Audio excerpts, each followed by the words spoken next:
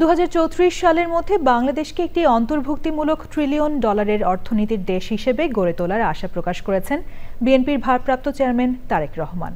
Facebook পোস্টে তিনি বলেন, যখন কোনো তরুণী মা পর্যাপ্ত শিশু পরিচর্যার সুযোগ না পেয়ে চাকরি ছেড়ে দেন অথবা কোনো ছাত্রী পড়াশোনা বন্ধ করে দেন, তখন বাংলাদেশ হারায় সম্ভাবনা, উৎপাদনশীলতা ও অগ্রগতি।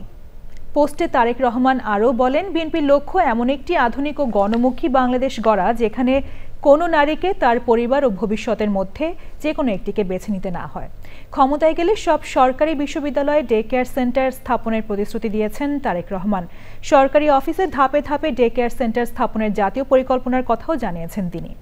তারেক রহমান বলেন, যেসব বেসরকারি প্রতিষ্ঠানে শিশু পরিচর্যার ব্যবস্থা থাকবে সেসব প্রতিষ্ঠানের নিয়োগকর্তার জন্য কর সুবিধা ও CSR ক্রেডিট দেওয়া হবে।